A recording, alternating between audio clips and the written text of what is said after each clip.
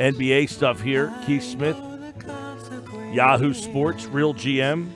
Follow him on Twitter at Keith Smith NBA as he joins me now here every week to talk NBA on the Boardwalk Honda Hotline. As here we go, interesting series. The series we know doesn't start until a home team loses, and the Raptors held court last night. And Keith, let's start with last night's game. What did the Raptors do last night that, you know, after you went down 2 and you thought, hey, maybe the Raptors just aren't good enough?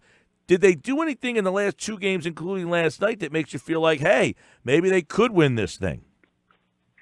Yeah, I think they amped up their defensive intensity quite a bit in the 2 games at home. That's not uncommon. You get that little bit of a lift from the crowd, and you start feeling pretty good about things. And I thought they really did a nice job of limiting Giannis as much as you can, as well as staying locked on to the other guys. And then their bench really flipped things. The bench players usually play better at home than they do on the road. And we saw the Raptors bench, especially last night, really flipped things against the Bucks bench, which has been somehow the best bench in the NBA playoffs to date. Yeah, and I know last night it seemed that Kawhi was very content on, hey, if you're going to double me, I'll just find the open man. And it's the first time that the Raptors bench stepped up in that situation, really all of them. I mean, yeah, you've had a game or two where one guy, but they had contributions from Powell, Van Vliet, and Ibaka all off the bench. So you couldn't really double Kawhi by the end of the night. Yeah, absolutely. I think Kawhi has really hit that point in his career where he's a very, not that he was ever a selfish player, but he's a very willing passer. He's not going to force anything. And I think that's where you're seeing some of that Spurs in him come out, where it doesn't matter who takes the shot, it's whoever is the best shot. That's the shot we want. And he's very willing and able to move that ball and make plays and find guys. And that's really important because Milwaukee's tough. They make you work for it. You're going to get offensively. In Toronto, kind of struggled with that in the first couple games. Not kind of, really struggled with it in the first couple games, and then in these ones, they really seem to have figured it out a little bit. Keith Smith with us, looking back at last night and these Eastern Conference Finals, which, what do you see going on with Giannis? He's not had a great series so far, yet they're 2-2. I guess maybe the best is yet to come for him, or is Toronto doing something to limit his, what he does so well?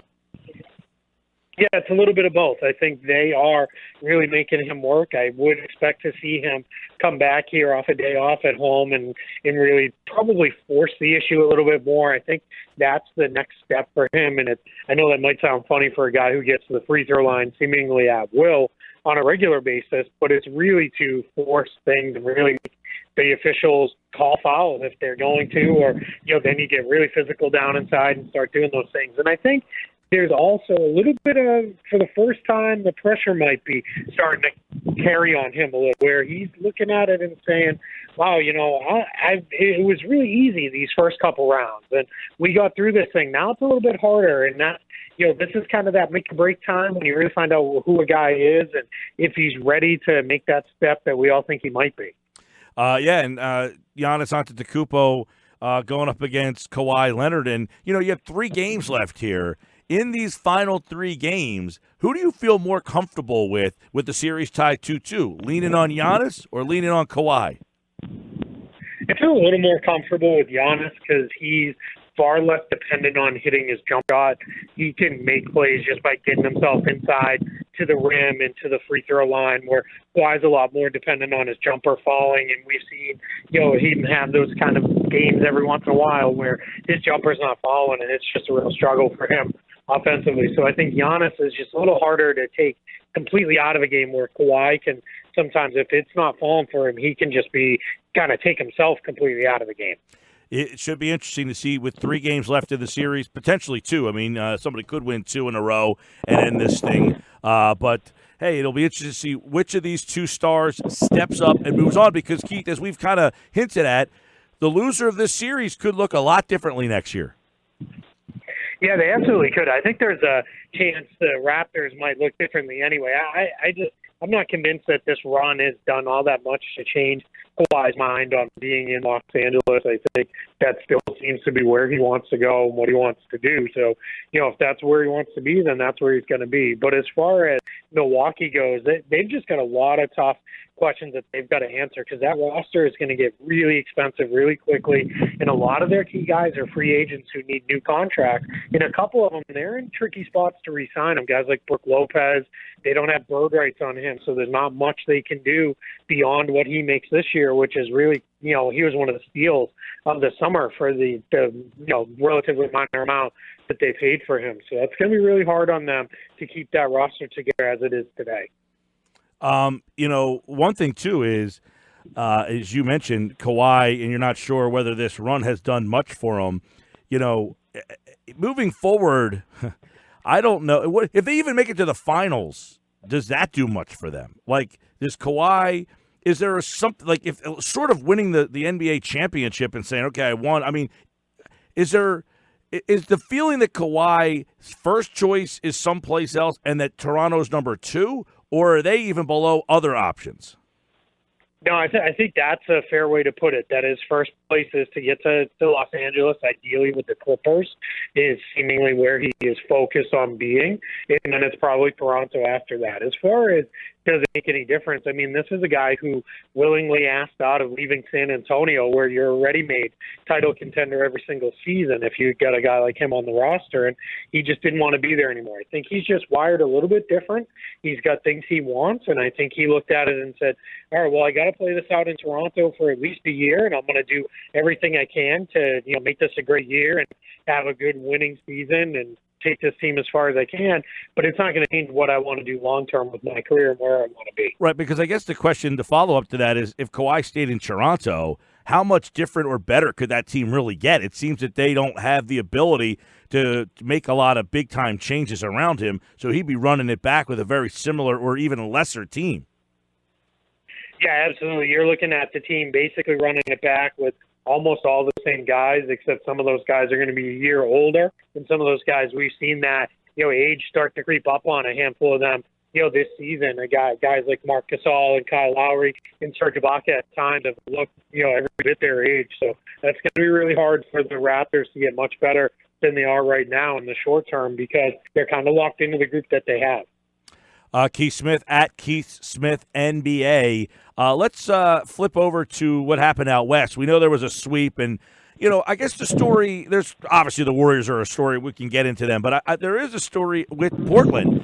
And where do they go? What can they do? Did they hit the ceiling? Can they get better? What to make of Portland's season?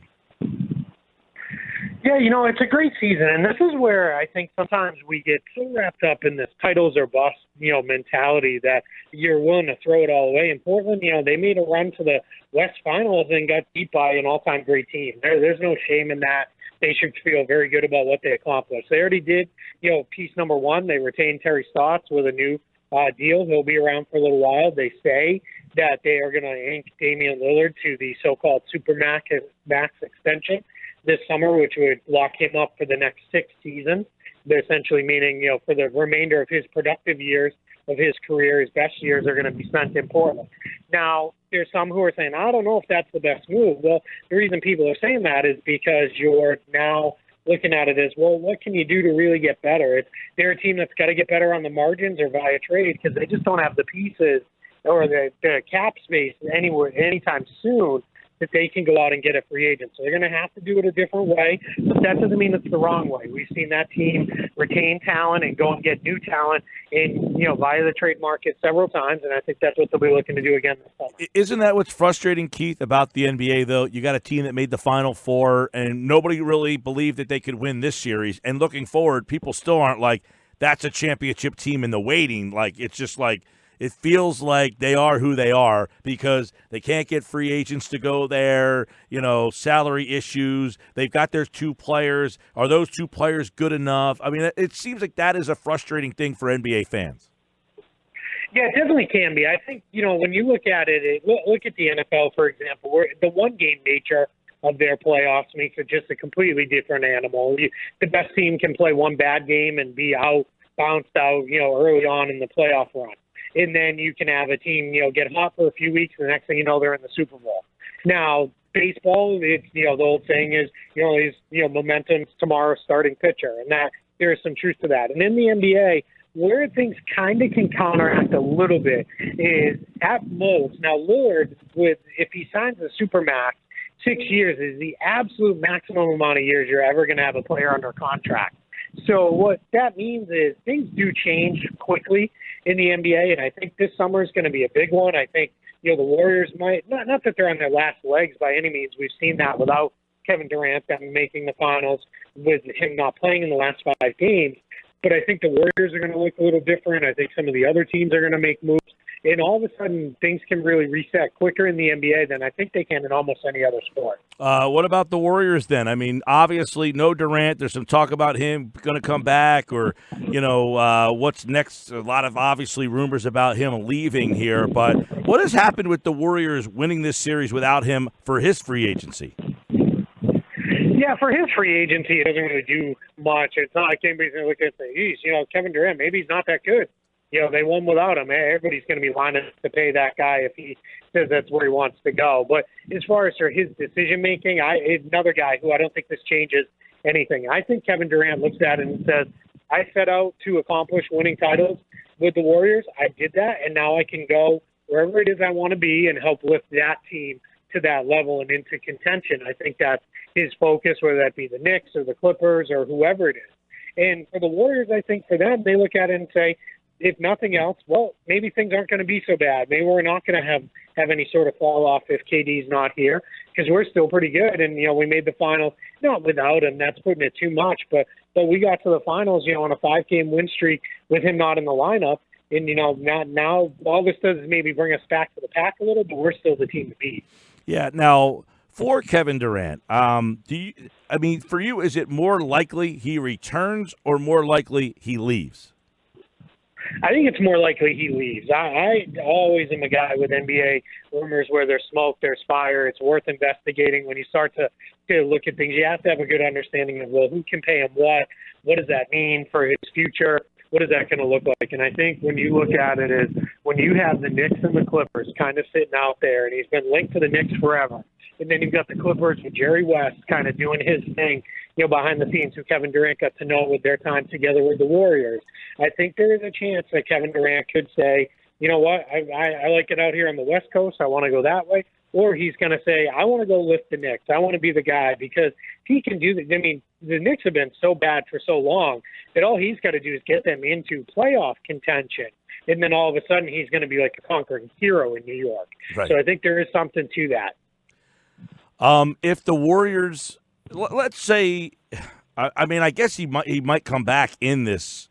For you, what is Durant's kind of, I want to say legacy, because he's won a couple of championships, but is he just such an odd guy to kind of figure out who he is and what his career, it really is, because of the way Oklahoma City went, that he goes and gets criticized for going to a Warrior team that has kind of won without him, and now he's gone, they're still winning.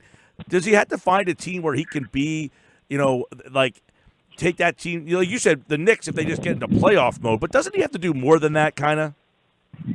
There's some of that. I think initially that's all it would take there for him to be beloved by that fan base. But for the overall, people are going to always kind of look at it and say, well, he never really did it on his own, or he didn't do it with his original team, and all those kind of things. How I always approach these discussions is, anytime, right, we all watch Inside the NBA on TNT, and what happens to Charles Barkley? Shaq and Kenny Smith make fun of him because he doesn't have a championship ring like they do. And they laugh, right? And it's one of those things. I mean, when I was a kid growing up, it was always, Dan Marino's never going to win a ring, so how can he be the greatest QB? Joe Montana's better than him, and this and that. And that's a discussion that's always going to happen. So I never blame one of these guys for saying, hey, if you're going to put all the emphasis on you better win a ring, you can't blame a guy for going out and getting himself a ring. It's just people don't like it that Kevin Durant didn't go get a ring the way they wanted him to go get a ring. We'll see. That will be interesting. Kyrie, Kawhi, a lot of big names in the free agency that coming up this all season. Let's bring it closer to home with the Sixers and a couple of questions for Keith Smith here. Jimmy Butler, Tobias Harris. We know they're both at the top of the list, but we see there's some suitors lining up for Tobias Harris. If one of those guys were to walk, let's say Harris ended up leaving and Butler came back, would the Sixers be able to be in play for a big-time free agent to replace him? No, not really. Not with the way the rest of the cap sheet is structured. That would really the only way that can happen is if they then say, all right, well, we're going to let JJ Redick go. Now you could go the route of we're going to let Redick go and re-sign him to a much smaller deal that maybe we'll make it up to him a year from now, something along those lines. That could happen. But at that point, you're really looking at wiping out every other free agent on the books, keeping just Jimmy Butler. But at that point, you're not even in the territory necessary to absolutely have a max deal. You could be, but we'll see. I think their priority still remains, let's bring as many of these guys back as we can and take one more run at this with a full training camp and all those other things that Brett Brown would really like to have under his belt. The Ben Simmons extension. Will we learn a lot about Ben Simmons' thought process around July 1? Yeah, I don't think we're going to learn anything that early because it's not that it's uncommon for a team to ink a guy to an extension that early on, but they've got a while that can drag out and go, and I think that's the way we're likely to see that play out. Is that we'll see Ben Simmons. That'll be more of a late summer, early fall conversation where it's all right, we've signed him, he's all locked in and go. And if Simmons turns it down, well, then that would be surprising. Guys don't usually turn down those big extensions off their rookie contract. Yeah, that a lot of people panicking that that he could end up finishing out this deal and then possibly be on his way to a bigger, brighter city, if you will. So we'll see if he ends up signing a rookie, to his rookie extension here and staying here for at least, another 4 or 5 years on that extension? Yeah, he'd likely get 5 years, just like Joel Embiid did. That's, probably likely what it would take to get him to do that. The only way he's not going to sign it is if Philly tries to goof around, lowballs him and doesn't offer him the max, because someone else will be waiting to offer that. And it's, the unfortunate thing with the NBA, the way it works is you sign that deal, and then if you don't like it a year or two in, then you start forcing a trade. And that's, we don't love that that's how it works, but that is how it works in the NBA. All right, Keith, we know the top-level free agents. You've got your Durant, your Leonard, your Kyries. Let's get to Kemba Walker and give us a couple of thoughts on, is he one of the more interesting guys in this, very loaded free agent class? Yeah, he absolutely is. Kemba Walker is a guy who there's a lot of teams really like him. And what they like about him is they want to see what he can do in a situation where it's not so reliant on just him. Unfortunately, the Hornets over the last several years, it's been Kemba and been a bunch of guys who are just good players, just that, above average to good players. So there are teams like the Dallas Mavericks. They would love to have Kemba Walker in there alongside Luka Doncic and Kristaps Porzingis, and they've got a path to pulling that off to make it happen. I think the Knicks, if they don't get Kyrie, they're going to be looking at Kemba Walker, the New York native. So they would pitch that idea of, hey, come back home and do this thing with, alongside Kevin Durant or whoever it is. There's a lot of guys, too, a lot of teams who like Kemba Walker because they see him a little bit more play and play. He's not a guy, you don't hear a lot about him. There's never any drama with him. He's, been the soldier in Charlotte. One of my, favorite quirky things out there is the last 2 seasons, he's been the 6th highest paid player on his own team, and he's the best player on his own team by a considerable margin. Keith, a couple other interesting. Now, Klay Thompson, everybody believes will go back to the Warriors. Do you have any doubt there? No, I don't think so. I think he, knows, what he has there in Golden State. I think he's happy with the Warriors. I think he enjoys being on that team. I'd be shocked if he left. A couple of. What about Chris Middleton? He's interesting. I mean, he's an all-star. Kind of gets lost in the sauce underneath Antetokounmpo out there, but seemingly a good role for him. Is he a guy that you think could leave? He could. I think he's more likely than Thompson to leave. But I think what you're going to see with Middleton is they're going to roll out the big money for him to keep him alongside Giannis. One of the things that gets forgotten a little bit is Giannis is on an under-max deal. To have a guy who might be the MVP of the league not making max money, that does help quite a bit. So I think the Bucks can look at it and say, hey, we're going to roll out a max contract for Middleton to keep him around here because he's an all-star. He's a big part of what we want to do. So I think he'll be back in Milwaukee. Some people think that the Lakers brought Kidd in to recruit Antetokounmpo at the end of his deal. You feel that there's any validity to that? Yeah, that is playing some big-time conspiracy theory connect the dots.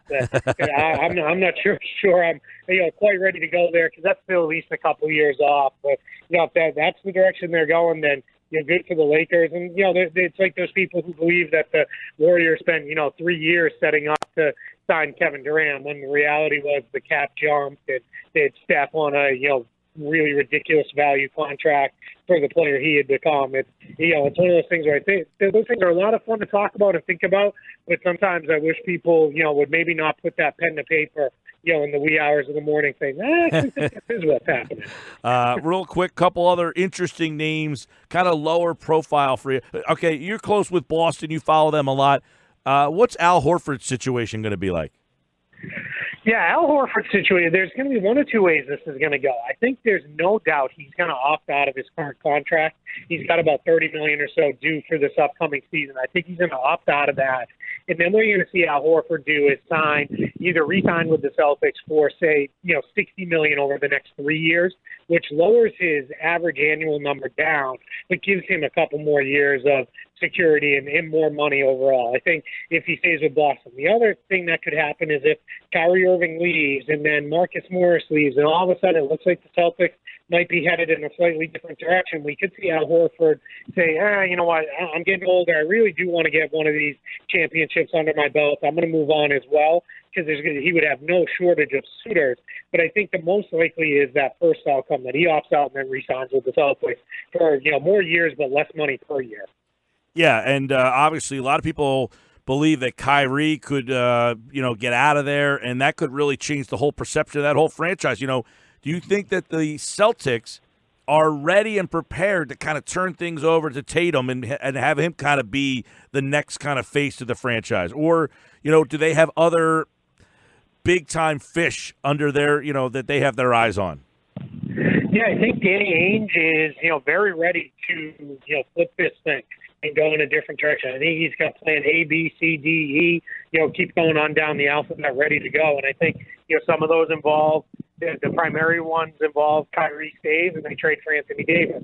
The secondary ones are, Kyrie leaves, but they still trade for Anthony Davis. And then after that, all right, let's do what we really thought we were going to do here a couple years ago, and let's just build around the kids and really build it up from there. So I think that you're going to see Danny Ainge really start to, put things together, some for himself here, and a lot of it's going to be triggered by what happens with Kyrie, but that's not going to be the sole, be-all, end-all of the Celtics season. And they've got other plans that they're going to work on to keep this team, moving things forward. I'm interested, of the lesser-known free agents. I know we talked about a lot of the top ones, but those lesser-known ones, Patrick Beverley's another guy that I think's interesting to keep an eye on. Bogdanovich with Indiana. Those are some unheralded players on some good playoff teams. It should be a very intriguing season for free agency, which is set to begin here very shortly. The NBA Finals are coming up next week. The draft is on the 20th of June, and we'll have plenty more on all of that stuff. Keith Smith at Keith Smith NBA, and, of course, Yahoo Sports, Real GM, always here on the Sports Bash Live on 97.3 ESPN. Thank you so much, Keith. We'll do it again. Absolutely. Thanks for having me. Yeah, man. Follow him at Keith Smith NBA.